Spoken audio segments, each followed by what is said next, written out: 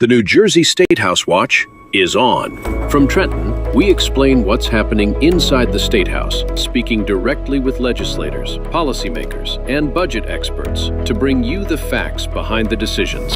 There's no doubt that energy bills are about to skyrocket this summer.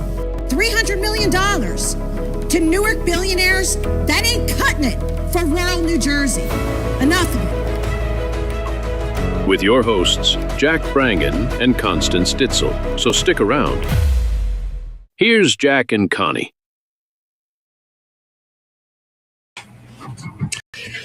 Well, hello. My name is Jack Brangan, and you are at New Jersey Statehouse Watch.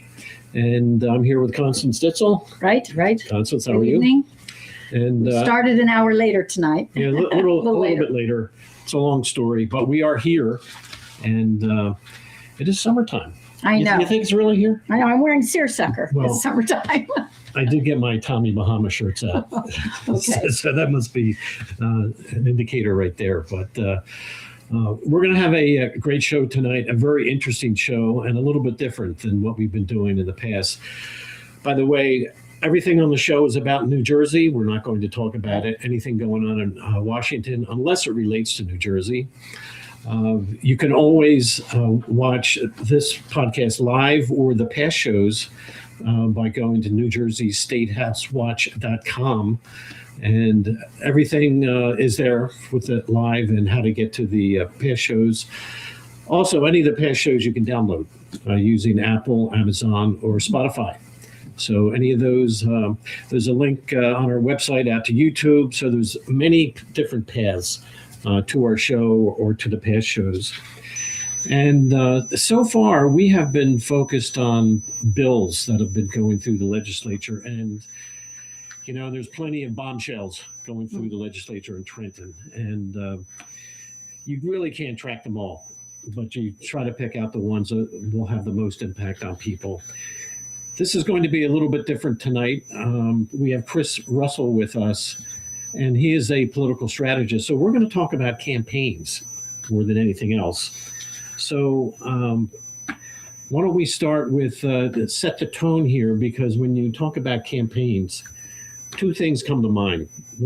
Number one, we're in the general election now for an election in November.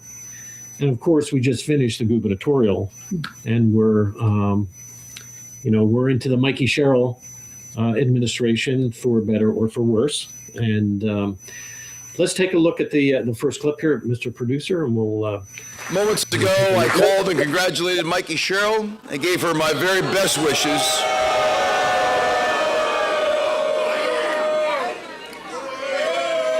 Gave her my very best wishes in hopefully solving New Jersey. And listen, guys, nobody is more disappointed than I am. Well, that was a night. That was a night. We all remember that. Jack and I both ran for assembly, so we were running with him. We had skin in the game. We did have skin in the game, and we went on the diner tours, and we did a lot of different things. And we were very pumped up because we felt Jack had a really great platform. You can argue whether it was a great platform, but he was specific. He really laid out his plans. And I think voters appreciated that. So we were a little shocked at the the way it all turned out. Yeah, I think there was sort of a miscalculation where our expectations were really way out of line from reality. Mm-hmm. And I think that was, if he had lost by, if it was a very close election, okay, you can sort of deal with it. But there was a miscalculation somewhere along the line. I do want to say, I think Jack did a good job, did a great job. And there are indicators, not just our opinion, but Jack ended up with 1.4 million votes.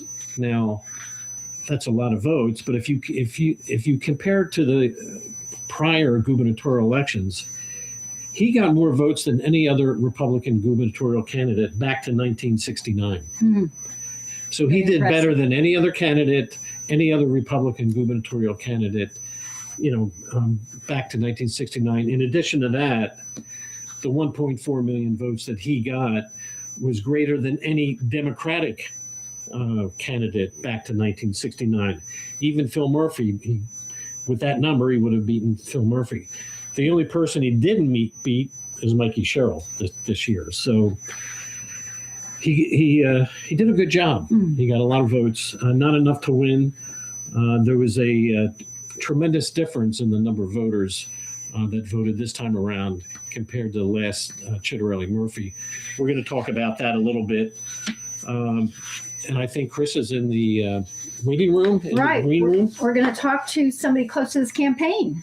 Chris Russell, we're going to interview tonight. We wanted to communicate with him because having done campaign ourselves, we could have used a lot more advice too. Yeah. So we're going to take this all as fresh wisdom from Chris. Chris is going to talk to us, and we're going to talk about generally about campaigns and strategy, and then specifically about the last election. Okay, there he is. There he is. Hi, Chris. Hi, Chris. Hey guys, good evening. Thanks for having me. I really appreciate it. Oh, good. Thank you for coming back from DC. No, my pleasure. I really, you guys are doing a service here, so I'm hoping I can be a good guest and make it interesting for people.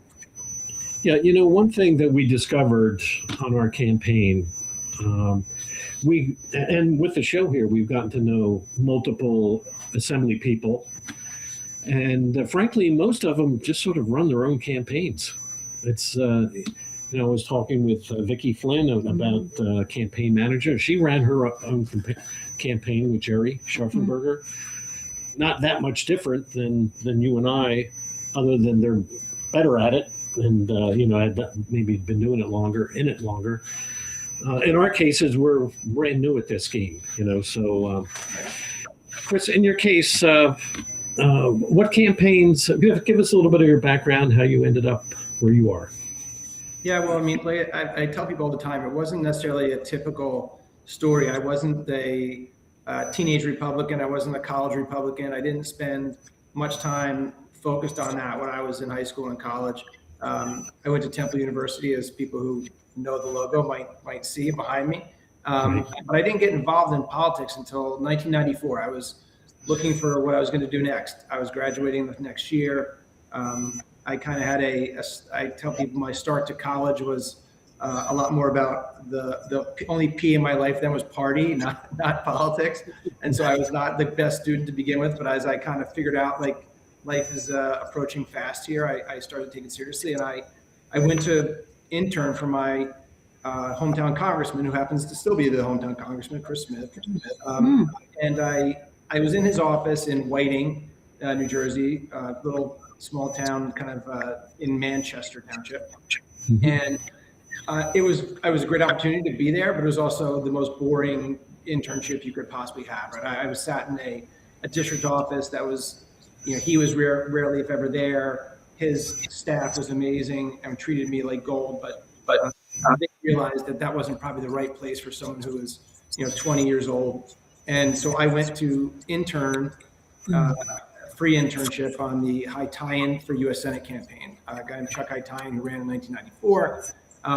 And that's where I got bit by the bug of politics. I completely fell in love with the action, the unpredictability, just the energy of a campaign. And I got to go up and down the state, kind of following Chuck around, did whatever job they asked me to do, stayed late, got there early, didn't ask for pay. So the perfect employee for a campaign. Right. And that was kind of how I started. I ended up getting a job a day out of college with the guy who was my intern director at the state assembly Republican campaigns. From there, I worked with other consulting firms. I managed campaigns from the local, county, state, and congressional level. And then in 2009, I started my own business doing campaign consulting and direct mail. And kind of my first big break after that was I worked for John Runyon, who you guys would know, former Coffee Eagle. I met John for the first time before he was even retired. He had an interest in running. I was connected with him. He was still playing for the Chargers at that point. If you remember, he left the Eagles to right. They cut him.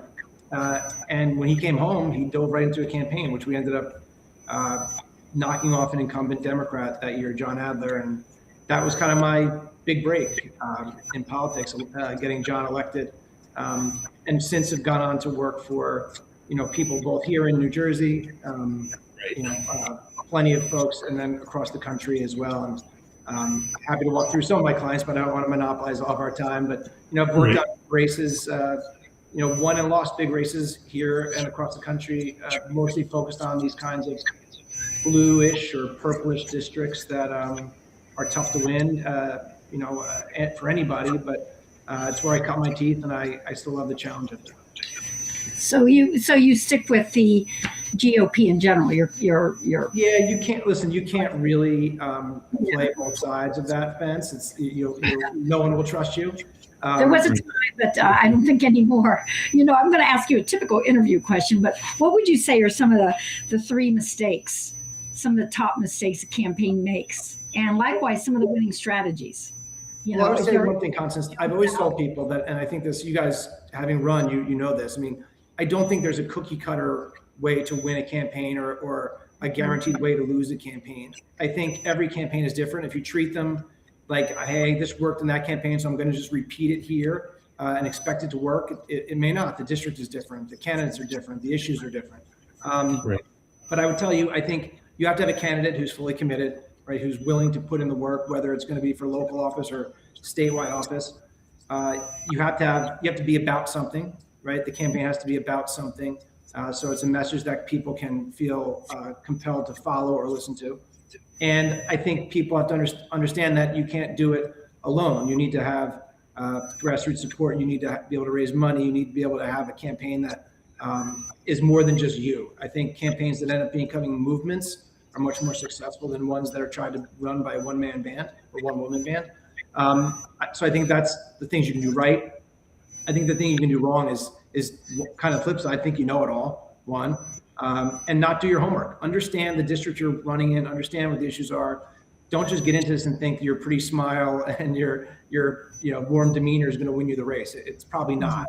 I think people have to look at these campaigns more as exercises in both public relations, but also the science of the campaign, and understand that each campaign, particularly in a place where you're not favored to win, you're going to have to figure out a way to convert people. Yeah, I think it's particularly challenging when you have a district that is partially suburbs, but also has an urban area. Oh my gosh, my district was really, there you go. It was a perfect example of that because it included inner city Camden, it included the burbs of Camden County, and included Gloucester County, which has historically been true South Jersey. The historical farmland was down there, but it's a very different complexion of Camden County. And then you throw Camden in the mix. So really different. I'll tell you, the one, and there's been more talk about it this year, given everything going on across the country and potentially going on here next year. But the Democrats in the state, they talk about us having an independent redistricting commission. Our political maps, both legislative and congressional, are completely gerrymandered, right, beyond recognition. If you look at the way the state, and that's what's led to these districts like you talk about, where communities of interest don't have any connection with each other. It doesn't make any sense. If you think about it, over the past 6 years, just use that time frame, Republican every year statewide, Democrats basically win about 55% of the vote. Republicans win about 46% of the vote. That's whether it's a statewide election, a presidential, state legislative, congressional. If you average them out, that's the number. So it's about a +8 or 9 Democratic state on paper by performance. Yet we have a congressional map that's 75-25 Democrat, and a state legislative map that is basically 65-35 Democrat.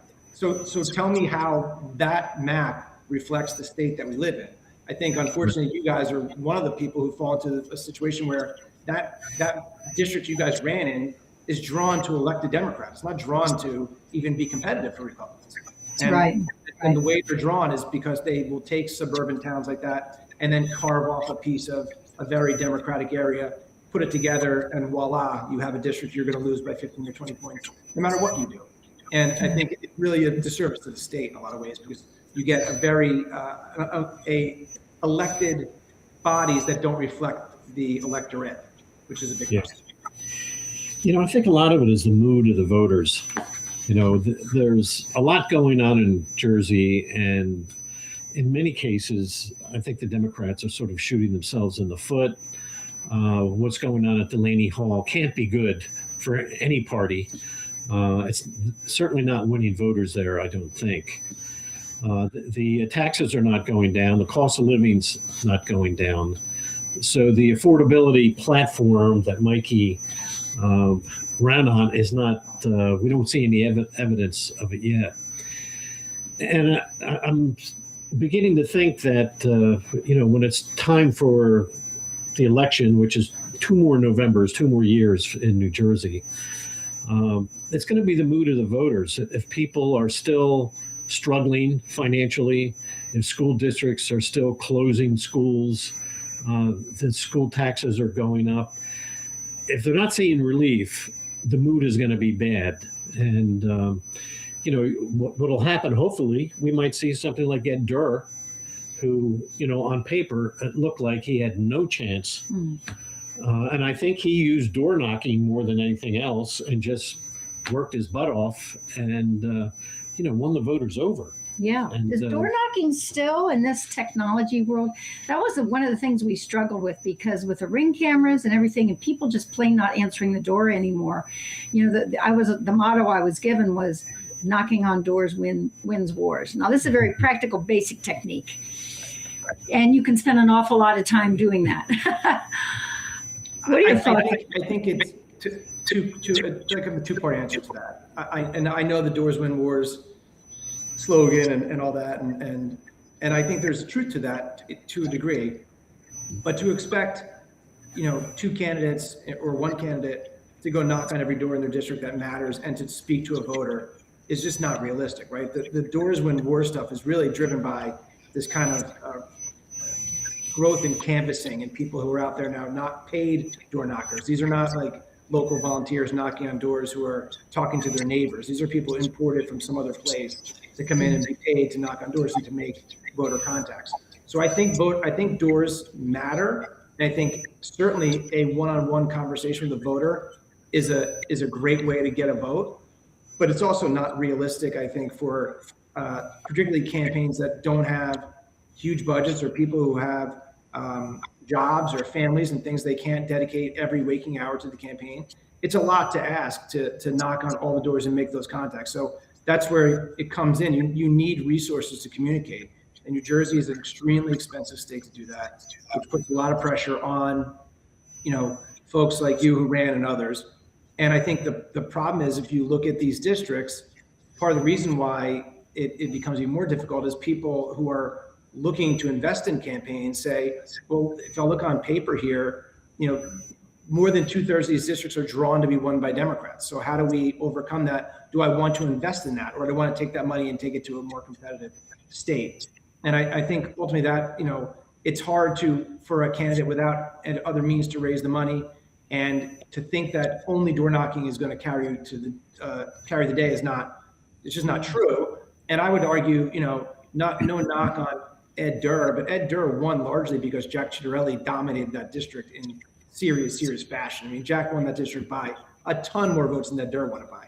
And so he had coattails, right? And Ed, God bless him, took advantage of those and pulled off probably the largest legislative race upset in the history of the state.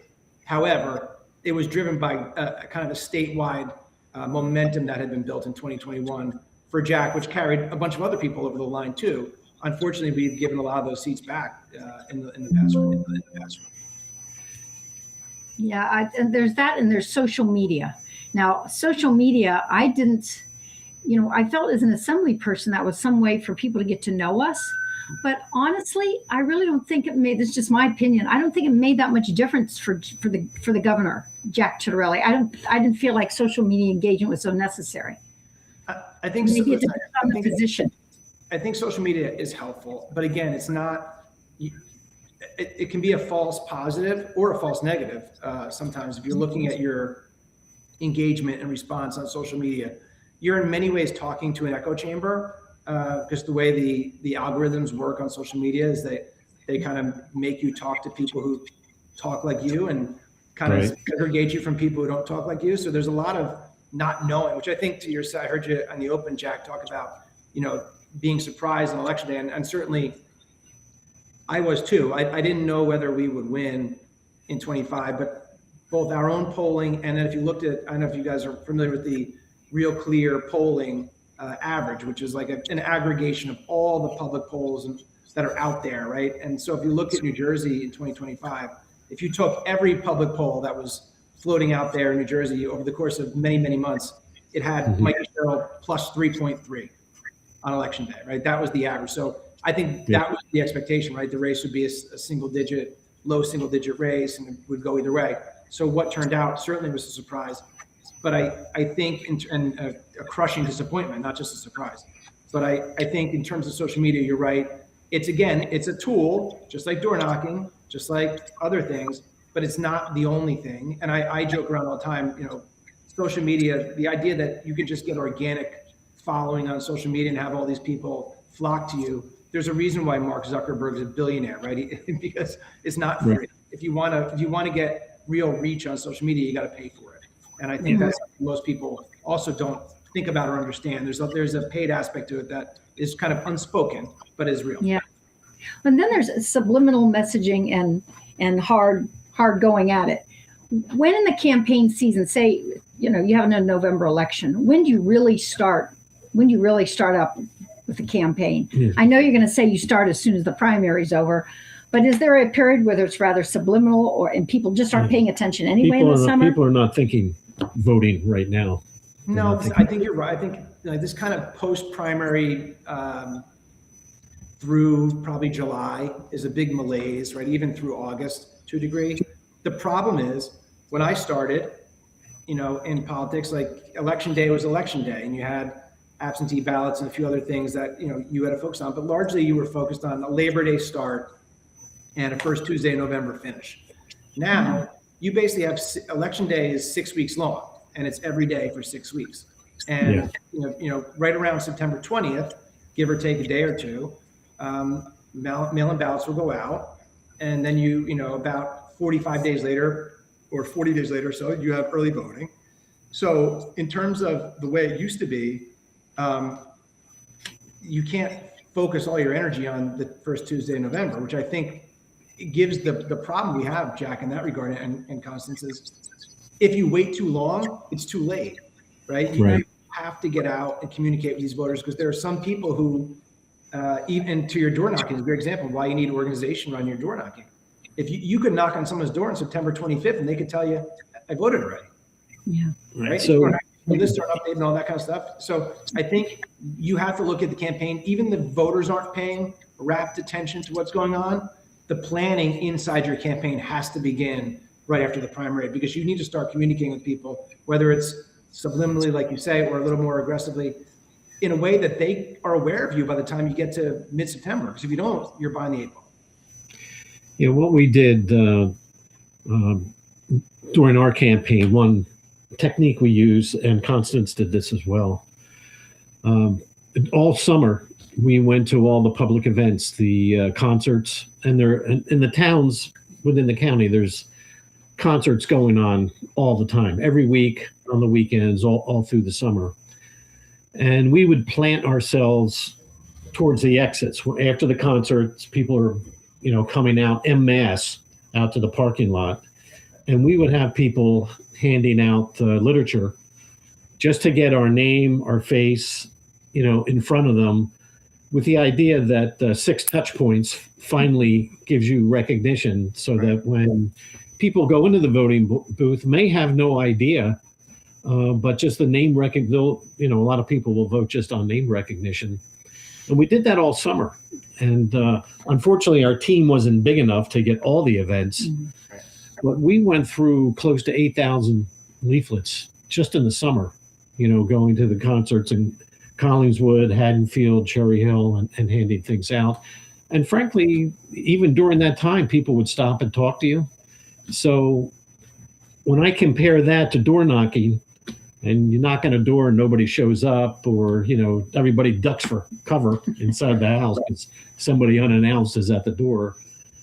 We talked to a lot of people, on their way to the parking lot, and we handed out thousands of these things. So It's not the answer. Like you say, it's one tool in the shed. It's one tool in the shed. I think that the challenge is when you go to public events like that, given how these districts are drawn in a lot of ways, you don't necessarily know whether that person is in your legislative district. You don't necessarily know, whether they're an active voter, what kind of voter they are. I mean, we're looking at a world right now where in almost any race you look at that's even remotely competitive, you're starting out with 85% of the people, 80% of the people already having made up their minds. But they don't need to know your name. They just need to know what letter comes after it. And so you have a situation where there's people who may be polite to you, which is great, at least there's still some human decency out there, but they have no intention of voting for you, even if they don't even know who you're running against. Are you Republican or Democrat? And that's their first, and in some cases only piece of information they want to have. So the downside of handing out public events like that is you don't know who you're talking to. So you're wasting a lot. But to your point, the downside of doors, where you know exactly who you want to talk to, they don't want to talk to you. So I mean, it cuts both ways. We love the Numenar app. That was a great tool. Technology has changed your job, in at least in this. That was a great tool. Yeah, the folks at Numenar, it's a really good app. And I think those apps continue to get better and better and better every year. And people become more and more comfortable with technology, right? It used to be almost like some people said, please don't ever give me an app. I'd rather take paper lists around. But I think now even people, I look at my parents, right? And they're in their mid 70s. They're very comfortable around a phone. They don't need to, it's not like scary to them that they can use it and operate it. So even people who 20 years ago, a 70-year-old would say, don't give me an app. What the hell is that? What's a phone? I don't want to touch that thing. And we shouldn't assume our viewers even know what a Numenar app is, but basically it's an application where the voters are broken down to Democrat, Republican, and within that ranked 1 to 5, whereas 1 is a strong Republican and 5 was the opposite. 5 is a weak Republican. It depends it could do it either way, but you're right. The idea being you have, and listen, you can make it even richer than that, right?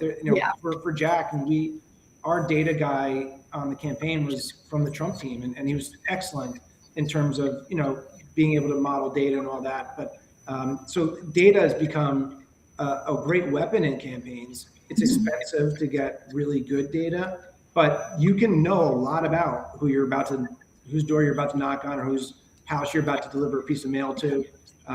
In some cases, a scary amount about them. I was going to say, some of the information, it gets a little creepy. They know so much about you. There is a creep factor, Jack, to it for sure. Yeah. Although I think what we had was basically just the names and who else was living in the household and what their affiliation was. Yeah, which would be a basic voter file, right? In that sense, that's not. But listen, there's some people, I'll tell you, Constance, like there's people who they still don't understand that their voting information is a public record. I mean, you'll run into people who are shocked to know that I could tell them every election they voted in. And they were kind of angry. How do you know about me? So this is just public record, and they didn't want to talk at all. I don't want to know anything about it, and they would close the door. They didn't realize that it's public knowledge. They don't, and I think that's just a lack of civics education understanding. They don't understand that all that stuff is public information and it's readily available to anyone who wants to get it. It's the difference between not knowing exactly who they voted for, but you certainly know when they voted, and you know how they're registered, and you know all that. So I think that surprises people still to this day, which is, for people like us who are involved in politics, is kind of shocking. Yeah.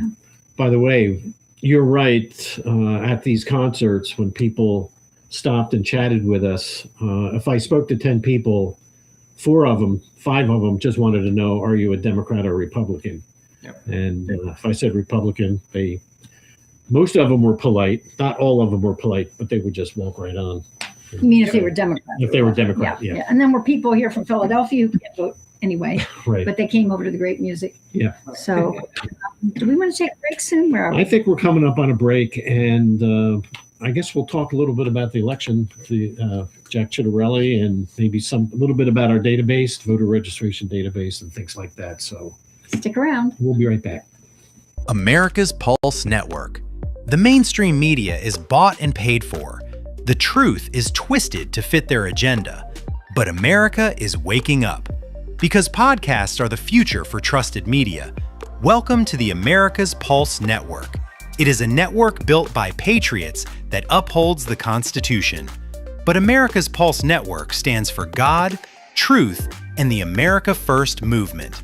There is no corporate propaganda, no government spin, just real news, real talk, and real voices fighting for faith, freedom, and the future of this great nation with common sense. Here are some of America's Pulse Network podcasts. Alexandra Levine Live, hosted by Alexandra Levine. Jersey Shore Podcast, hosted by Damon Galdo. The Conservative Corner, hosted by Seth Eisenberg. The New Jersey Statehouse Watch, hosted by Jack Brangan and Constance Ditzel. APN's The Pulse is moderated by either Alexandra, Damon, Elena, or Seth. Also tune into America's Pulse Network on the following social media platforms: X, Rumble, Truth Social, Parler, Facebook, YouTube, and Spotify. Join the revolution because the pulse of America beats for God and country. America's Pulse Network is for faith, family, freedom, and truth. Okay, we are back. Got another clip we went up that'll spark some conversation. Why don't you throw that up? So the question is, would I ever consider eliminating the income tax in lieu of increasing sales tax? I just came back from Tennessee not too long ago. We were on a fundraising trip there, and Tennessee has no income tax. What Tennessee has is a 10% sales tax on everything, including food and clothing. The philosophy has always been in this state, we have like a 7% sales tax just to round off the numbers, but there's no sales tax on necessities of life, food and clothing. I will work with the New Jersey State Society CPAs. We're going to look at what other states do, and every option is on the table. Well, this sparked a lot of conversation because when I would even just go to my Republican committees, they said, the Democrats are saying that, he just wants a 10% tax. We know that's not true, but we want to know what to say. We want to know where that came from. So what did you make of this strategy of theirs? And is there anything we could have done more or less with that? Yeah, I mean, listen, it was certainly frustrating for the reasons you talk about. Jack, I think like you said earlier in the show, Jack did something a lot of politicians don't do, which is talk in detail about issues, and he was very well versed on the substance. Unfortunately, in today's world where, anything could be clipped down to 3, 4, 5 seconds and put on TV on endless loop or on digital or wherever, it opens you up to exactly what happened. We had a lot of discussion in the campaign about whether we needed to quote unquote respond to that. And when I say respond, we did a lot of response on in the media. We did a lot of response on social media. We did not do response on what I would call big television, right? Where it's costing the campaign roughly $1.7 million a week to advertise on the big channels. We ultimately got outspent, and which is a crazy number, but to give you a frame of reference, between the outside groups on the Democratic side and the Cheryl campaign versus our campaign and the outside groups in support of us, we get outspent about 65 million to 50 million, thereabouts, right? That was the overall number. And so we knew we were at a disadvantage in terms of spending. So had we taken $3-4 million of our money and spent it on TV defending that or trying to explain to people what was said, we felt that it would even put us at a further disadvantage because one, then everything on TV would be talking about it. There would be no counter argument. The entire debate would be about did Jack Shirley want to raise the sales tax. We didn't think that was a good thing for us, although we had a lot of fights internally about it, I can tell you. And I think, while we lost in the campaign, certainly I don't think that was the issue. There was a CNN did pretty extensive exit polling in the state after the election, or on election day, I should say. And when they asked people what their issues were that they voted on, taxes was the number one issue. It was about 35% of people said taxes was their number one issue. And Jack won those people by about 25 points. according to the exit poll. So I don't think we lost the campaign by any stretch on taxes. I think we actually won big on taxes. However, that certainly caused a lot of the conversations you were having were ones we were hearing. Whatever you were hearing, consider us hearing it times 1,000. And certainly something Jack was sensitive about too. So a lot of discussion went into that and what to do about it. We chose not to dive deeper down that hole.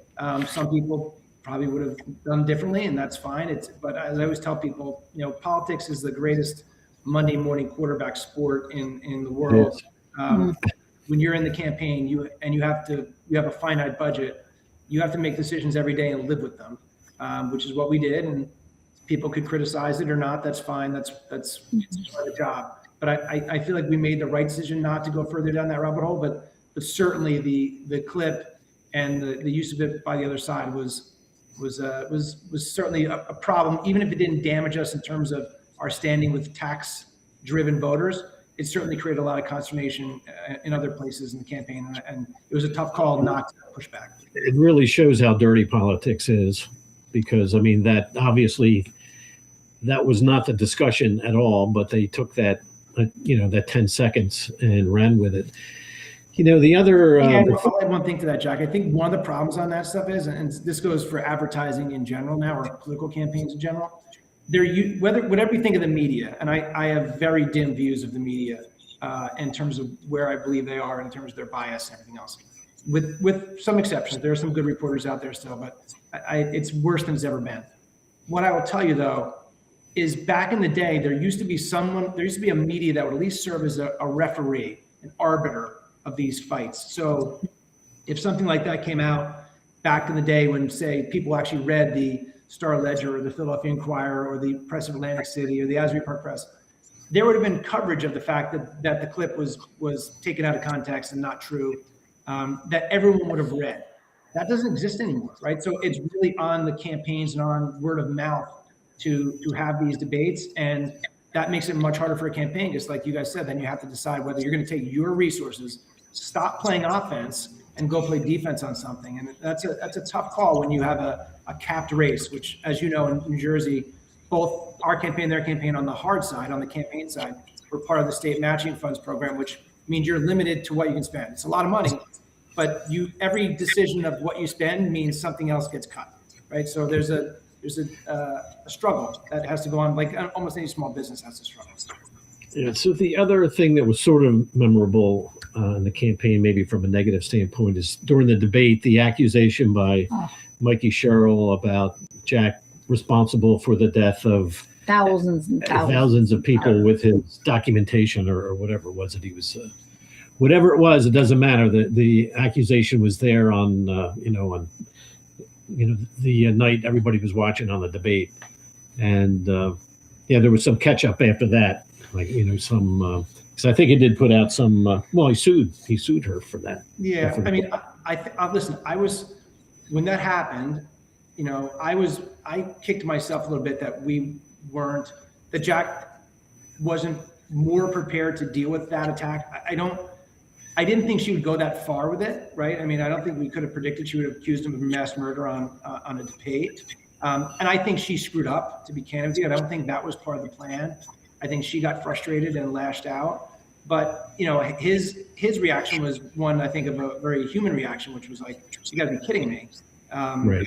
And there was an opportunity, I think, to hit her harder back in the debate, which, I think debates are hard. They move very quickly and you're kind of on it and off it.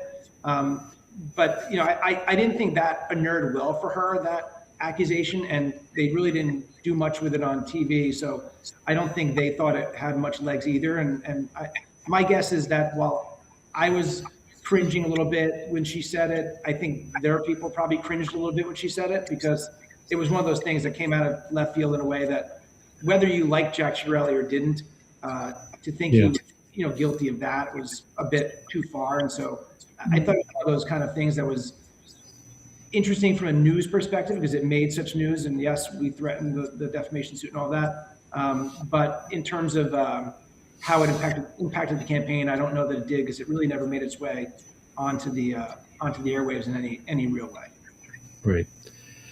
So she never really had any solutions for anything in particular. I mean, Jack had a solution for everything, and most of his solutions seemed reasonable up and down. You know, he had a great vision for the state, how he wanted to rearrange the, some of the public utility or public organizations like New Jersey Transit, put that under the same umbrella with the Turnpike Commission.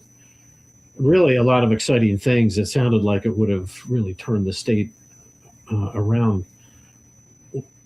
Is there anything, what happened? What do you think happened that a couple things that maybe we misread or didn't see coming? So listen, I think we just talked about our gotchas, but they're not. Yeah, listen, a couple things. One, no one, Jack, in the clip you played, he said no one was more disappointed than him. I would consider myself a close second. It was certainly a crushing loss. We, a lot of time and effort over the course of not just 1 or 2 years, but 6 or so, leading into the 2021 campaign and through, all those intervening years into 25. A lot of people worked very hard. No one harder than Jack. No one cared more than Jack. And so for him not to win, I think I won't speak for anyone else. I'll speak for myself. Very much felt like we let him down or didn't do something we could have done differently. And there's a lot of soul searching afterwards, for sure. So any criticisms that we got, like no one was harder on me than me. I can assure you. But I would tell you, like, I think ultimately we thought the campaign could be, our polling said early on, and so did public polling, people were dissatisfied with the direction of the state. People thought the state was too expensive. People thought the state was headed in the wrong direction. We ran a campaign, we thought, of change in the state and of someone who's putting forth ideas to make the state more affordable. Ultimately, we also wanted to drive Republican turnout, right? We had the Trump endorsement. We wanted to drive turnout because we looking back into 21, the place where we maybe fell short in 21 is that we, if we just had a little more money, a little more time, could have convinced a few more Republicans that the race was winnable, which I think the media really did a number on us in 21, making the suggestion that this was never a close race and bad public polling and all that. And what happened is we did turn out, Republican turnout was up about 18% from 21 to 25. Problem was Democratic turnout went up 40%. And in a state where you're outnumbered by, 860,000, we actually, believe it or not, Republicans turned out at a higher rate than Democrats did last year. The problem was in 2021, they turned out at about a 17% higher rate. And when I say higher rate, I mean the number of Republicans turned out versus the amount of Republicans, Democrats versus the amount of Democrats. Democrat turnout surged in 21, and I think ultimately we lost a numbers game. And independents also, or unaffiliated voters, who were very much the backbone of our near victory in 21 or close loss in 21, were more split in 25. So I've thought about every single decision, guys, about what we did and what we could have done differently. We know we had the best horse. We know we had the guy who worked harder, who was smarter, who was more prepared, who would have been a better leader of the state.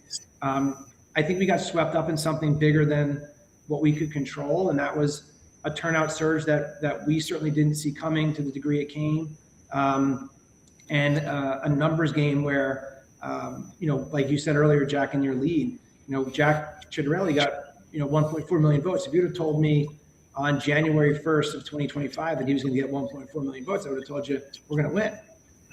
So to not only lose, but lose the way we did, was certainly a terrible disappointment. And, but looking back, I don't know that any single decision we made, and I would have certainly changed some things for sure, but I don't think any single decision caused that result. I think it was something where people were voting in a national election and we were running a state one. All right, so let's take a look at the surge that Mikey enjoyed. So it had to do with the number of voters. And Mr. Producer, why don't you put up the first headline here, because I think this has relevance today. The RNC has discovered non-citizens on the voter registration database. There's been an ongoing lawsuit against the state of New Jersey to turn over the voter rolls. So let's go to the next slide. And Damon, can that be made larger at all? I'm not. Yeah. Okay. So that's as big as it gets. There's a number at the top. I'll just maybe people at home can see it better. There's a column there called difference, right? And the numbers in the column called difference, the number there represents what's the difference of the current election as compared to the last election in total number of votes cast. So at the very top, you can look up and down that column. You see a lot of 200,000s, some plus, some minus. So that means from election to election, on the subsequent election, there might be 200,000 more votes than the prior one. Now, if you go to the top, we see that Mikey had 700. Well, let me put it this way.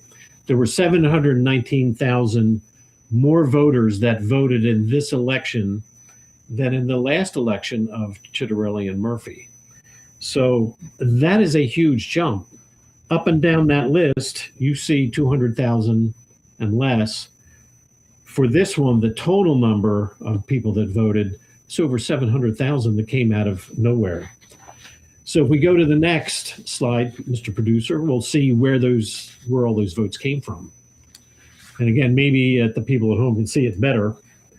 But in the left-hand column, we see that this is the top 11 cities for Mikey Sherrill, where she got her votes. Newark, New Jersey, she got the most. Jersey City after that. Patterson, East Orange, Montclair, Franklin Township. I'm embarrassed to say my hometown, Cherry Hill, came in number 7. West Orange, Union City, and Trenton. Now, if you look in the right-hand column, what cities ranked with the total number of the most illegal aliens in the state? Well, if you look at the first 3, they match right up where she got all of her votes. Newark, Jersey City, and Patterson. So that's 1 to 3. If you go down to number 4 is at the bottom in Elizabeth, and then Trenton and Union City. So there's an overlap here between where she got her votes and where all the illegal aliens are. So this can be remedied. See, when there's a huge surge like this of 719,000, and then at the same time, you see either small or moderate crowds that she draws, right? She's not drawing 1,000, 5,000 at her events. When she came to South Jersey, she got people out, but not that many. You start looking for, I don't want to say answers, and there might be a whole list of answers here. But that 719,000 for a woman that had no solution to anything in particular is hard to understand. That there wasn't that enthusiasm. There was not a tidal wave behind her, other than it may be, we vote blue no matter who. Maybe that's the driving force here, or the sheer number of Democrats. I don't know. But the problem is, if she was going to win statistically, she should have gotten 100,000, maybe 200,000 more, not 719,000. And one of the candidates for that reason might be this overlap of where did she get her votes and where are all the illegal aliens? Because in the past 8 years, let's say 4 years under Biden, New Jersey has ingested over 1 million illegal aliens. Not all of them are voters, but there's been, we think, 1 million. There could be more. There could be 1.5 million. We just don't know. And we also know that there is no real check against the systematic alien verification database about U.S. citizenship. New Jersey does not participate in that. They do not link into the U.S. Postal Service location database. They may push papers around, but this is not best practice for a major database. So they don't do the alien verification. They don't do the location database. And they don't do the master file death database connection with the Social Security Administration. And what they do is allow, when you're signing up for your driver's license, you're automatically assigned as a voter. That's what they do.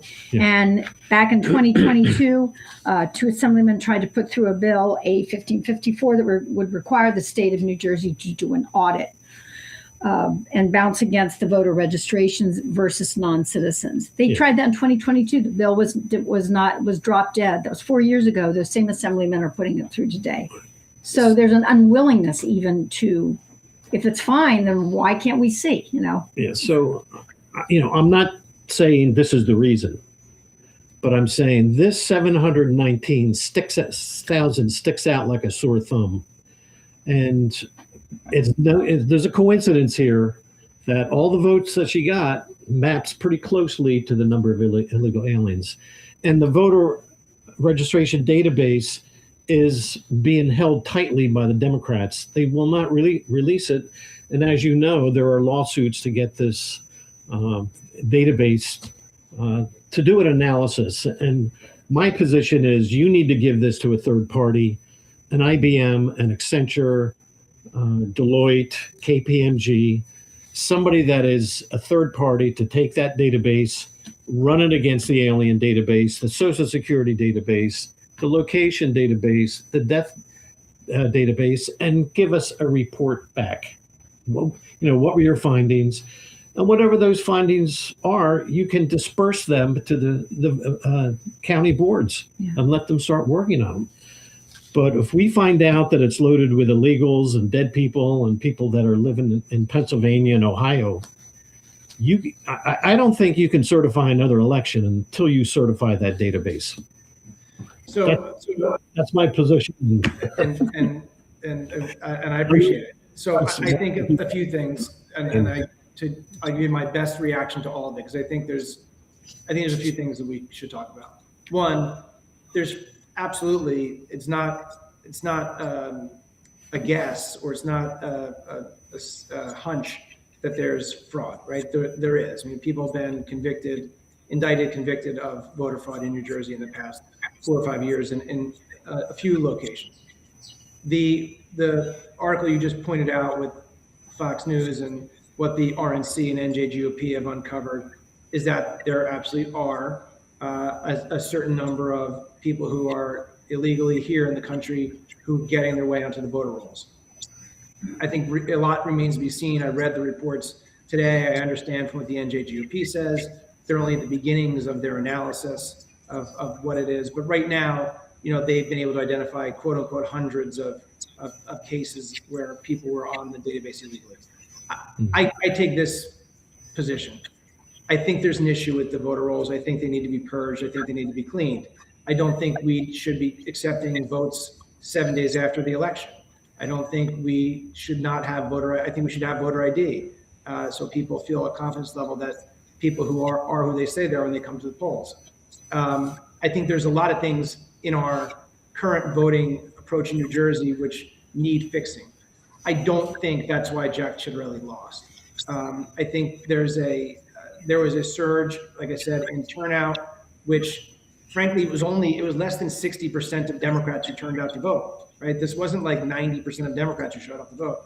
It was a lot less than the year before, in 2024. But it was a lot more than had ever turned out in a gubernatorial election, to your point, right? So we had a higher turnout than we've ever had. They had a lot higher turnout than they've ever had. Unaffiliateds turned out at a higher rate than they ever had. And they didn't perform the way they normally do, which is to vote more decidedly Republican.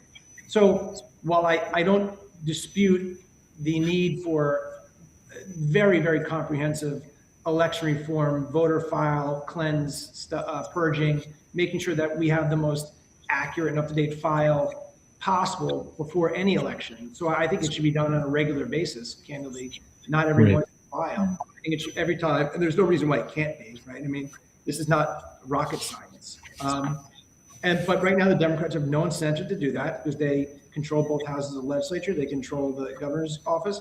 That's working for them. And they're going to let Republicans stew in our juices over being angry about it. Only thing I caution people is if people want to, and I know you didn't say this, I'm not saying you did, Jack. What I don't want people to do, though, is say, well, listen, the only reason we're losing any elections here in New Jersey is because of illegal aliens voting. So therefore, if we just fix that problem, everything's going to be great. That's not the case, right? We need to do better on other levels too. So that's my only kind of caveat into that. We could spend 2 or 3 shows and going over numbers with you guys, and I could send you graphs out the wazoo that you can put up on the screen, and I would love to come back and walk through them with you, because I think there's a lot of stuff people should be educated about what did happen last year and what's happened the last 4 years. But the reality is we can do better in elections too. And in some cases, unfortunately right now, like I said, right now elections, even down to the county level, are being driven by national issues.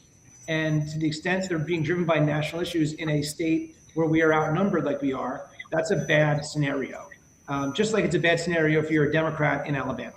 So I think in that sense, we need to find a message as Republicans in New Jersey. And I think there's a bunch of great legislators. There's too few of them now, but there's a bunch of legislators, some of whom I'm happy to work with, who are doing a great job of kind of making noise and making things more difficult for the Democrats.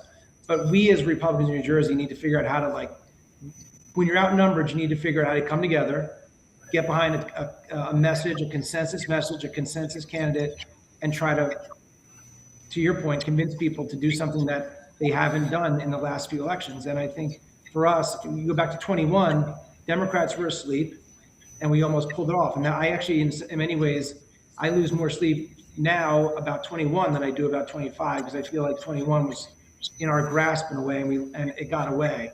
Whereas 25 felt like it was out of our grasp a little bit after I kind of was able to internalize everything. But I think for us as a party, we need to look at last year and not just complain about it, but learn the lessons of it and try to do better. And like I said, it's an armchair quarterback game, big time, right? Monday morning quarterbacks. There's a lot of people out there, and that's why I give credit to you guys. You're not just sitting there throwing spitballs. You're doing the work and trying to educate people and talk to people, which we need a lot more of. We have too many spitball throwers and not enough people trying to do the work. So kudos to you for that is a good wrap up, and we are going to have to wrap up. I think there's a lot of other things we had wanted to talk about, but I think it's really valuable what you've brought to our listeners. So we're going to have to say goodbye and wrap up our show.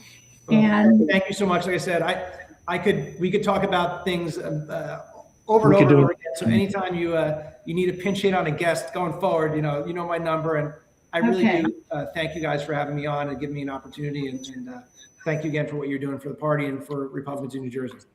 Thank you. Thanks, Chris. Bye now. Take care. Bye-bye.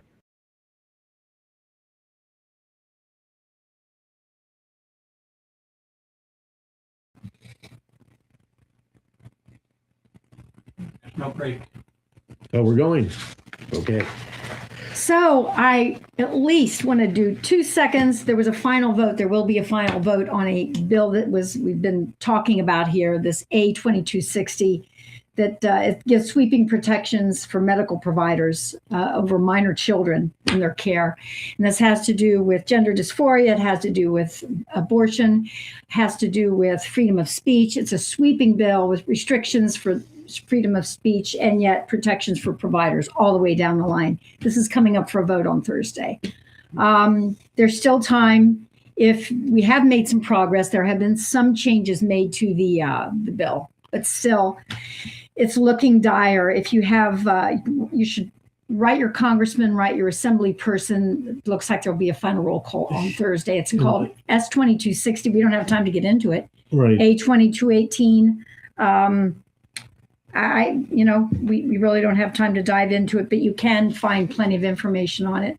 And, I just want to point out, you can always send us a comment on NewJerseyStatehousewatch.com. There is a feedback form in there. If you want to get on my mailing list so I can alert you of when things are going for a vote for certain bills, I'd love to have your email address. Be happy to add it.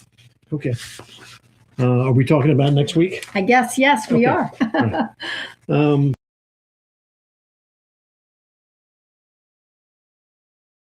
In front of a abortion clinic or a clinic that does transgender, if you're just across the street with a prayer group you can be charged. You can under be this charged, bill. and yet go up to Delaney Hall and throw a few rocks and That's break a few windshields. And it's okay. So there's that. There's the fact that human trafficking, wide open door for human trafficking, which is a bigger problem. We'll talk about in another show. Bigger problem than you realize. So we have two great guests coming up here. Next one coming up on the 23rd, Audrey Lane from Garden State Initiative. Yeah. Audrey knows everything about the budget, and frankly, most things we talk about boils down to the budget, taxes, property taxes. Mike and Ganamort will be on the 28th of July. Mike is part of the Army in the Assembly, and that's why I call them, that are up fighting for all of us to try to save the state. He's into everything. I mean, the last thing I saw was the John Lewis bill. We really need to talk about that because that's going to have a major impact, change the way this voting is done. We're going to start looking like California and some of these other states with ranked choice voting. If that's what you want, that's what you voted for. So Mike knows a lot about that and other things as well. So that's the 23rd and 28th. Anything else that we have going here? I guess we should notice the clock is time to wrap up, much as I hate to. So we're going to say goodnight, and we're going to see you on July 14th? June 23rd? June 23rd. That's right. June 23rd. With Audrey Lane. June 23rd. Thank you. Okay. Good night, everyone. Good night. Take care. Thanks for joining us on the New Jersey Statehouse Watch. Join Jack Brangan and Constance Ditzel every second and fourth Tuesday of the month at 7:30 p.m. Watch the show live at njstatehousewatch.com or listen anytime. Download the podcast on Apple, Spotify, Amazon Music, or wherever you get your podcasts. We'll see you next time on the New Jersey Statehouse Watch.